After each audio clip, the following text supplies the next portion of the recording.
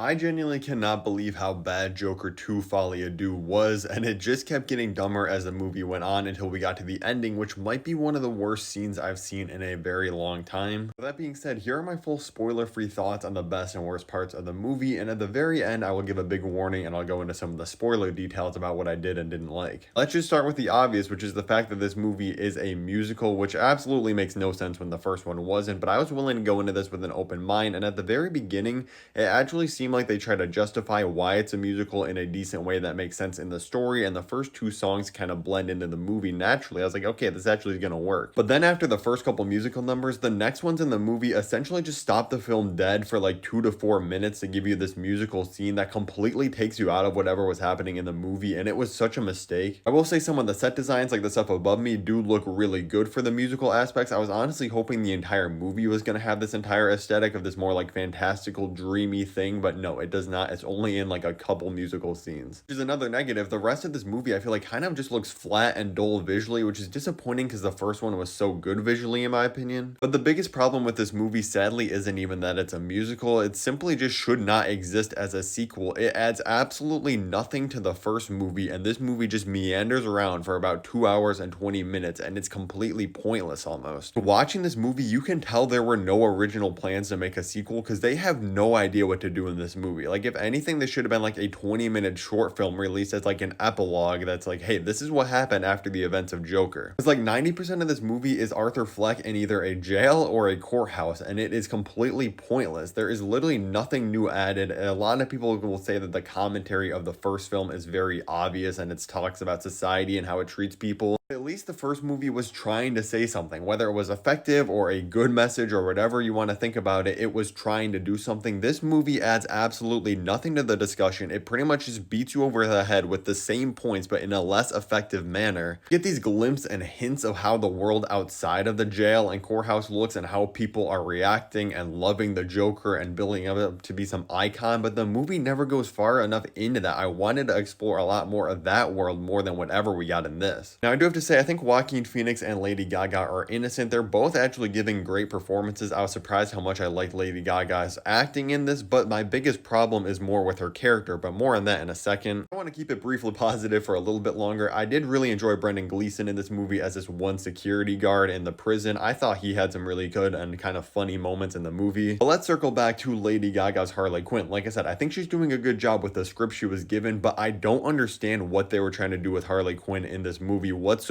It's such a weird choice, everything they did with her character, because they pretty much completely changed everything about her and what you know about her. Personality is vastly different than any other Harley Quinn we've seen before. They got rid of the accent, they changed her origin story. Her entire dynamic with the Joker is pretty much that she's just kind of obsessed with this figure of the Joker, but it just came off so weird in the film, and I feel like the movie really didn't even know what to do with her as a character. I don't know why they even introduced Harley Quinn into this film. The first Joker movie definitely had some unreliable narrator moments of things being like, oh, this doesn't make sense, or that's not really what's happening, but it's because the Joker and what's happening inside his head. And there's some of that in this movie too, but in like the last hour of this movie, there are things that are like definitively happening in the real world and decisions that like both Arthur Fleck, the Joker, make, and a bunch of other supporting characters. The things they do just seem so incredibly random and out of left field without any explanation. And there's a lot of moments like that throughout the film where it feels like stuff is just happening without them giving any explanation to why this is what's happening in the movie or why characters are acting in this certain way. It feels like a half-baked script. I don't know how this honestly got approved and made into a film. Ultimately, I think this movie just played it risky in all the wrong ways, like making it a musical and the decision with the ending, which I'll get to in the spoiler section because it is horrible, and it played it safe in all the wrong ways. Like the general plot of this movie, it stays way too still and there's not enough happening to make you care about anything going on in the film. Now, with that being said, I'm going to get into some major spoiler points here, so make sure to drop a like on the video and come back to it if you want to hear after you watch the movie, or if you just want to hear about what happens at the end of the film because it's terrible, just keep watching. But if you don't, it's a 3 out of 10 for me. Alright, so getting into spoiler talk, we gotta start with Harley Quinn's character because it's a part of the reason why the ending is so unbelievably stupid. But from the very beginning, something just felt very off about this character because Arthur Fleck, aka the Joker, meets her during this music class that's for inmates, which is also why they try to explain away this being a musical because he's sang a song for one class, which again, kind of a stupid reason. Anyways, they meet and she tells him this crazy story about how she burned down her parents' house and her dad died in a car crash when she was young. But we find out later in the movie that she actually admitted her herself into this institution because she's obsessed with the Joker and wanted to meet him, and that her parents are alive and actually very well off, and pretty much the entire character is just this lie, but she's still kind of on the crazy end because she's just obsessed with the Joker and trying to meet him. And since she admitted herself into this place, she pretty much just checks herself out of it halfway through the movie, and she's just walking around Gotham on her own, pretty much having basically nothing to do besides being like a fangirl of the Joker. Again, it's getting even more spoilerly for like major plot points at the end of the movies because the Joker is on trial for the murders he committed in the first movie and is actually found guilty in the film because he pretty much just comes out and says, yeah, I did the murders. I don't want to be the Joker anymore. I'm done with that. As he's being convicted of being guilty, someone blows up the side of the courthouse. He thinks, I'm free. I'm going to go finally be with Harley Quinn now because she's out. By the way, this is another major issue because it happens at the very end of the film. He should have been broken out of the jail or courthouse like halfway through the movie at least and back on the streets of Gotham, in my opinion, doing other stuff. Anyways, then he goes and meets Harley Quinn on the stupid famous Joker steps, and she's like, no, I don't love you anymore because you said you're not the Joker, and I only love that side of you. It's presumed that she turns him into the police because she walks away up the steps, and then at the bottom of the steps, a million cop cars swarm it and take him back into jail. Again, the entire movie pretty much takes place there. But hold on to your horses because this is where we get the absolutely terrible final scene of the movie. Once he's back in jail, someone tells him that he has a visitor, and he starts walking down this hallway, but he's interrupted by another inmate who walks up to him and tells him he wants to say a joke to the Joker. The punchline of the joke is that you get what you deserve, which is what Joker said to Murray, obviously, in the first movie, and then this other guy that's kind of unnamed for now stabs the Joker a million times, causing him to bleed out and die. Which is already just a grim and kind of dumb ending for a movie, although I don't think the Joker deserved necessarily a happy movie. That's not what makes the ending so stupid. What makes it so bad is that the guy that kills the Joker that we've known for now 2 full movies, he starts laughing and carving a smile into his face straight out of the Dark Knight's Joker, and it now is implied that he is this new real Joker, and the Joker we've been watching just wasn't that guy all along. If you're wondering how does that make any sense, the answer is simply that it just does not. It is just a complete train wreck. I've never seen a movie fumble so badly. Like the entire second half of this thing, like I said earlier, just keeps getting progressively dumber and dumber with each scene, and it's a 3 out of 10. And I'm not the biggest fan of the first Joker or anything, but I think it's at least a good movie, whereas this is just a complete disaster.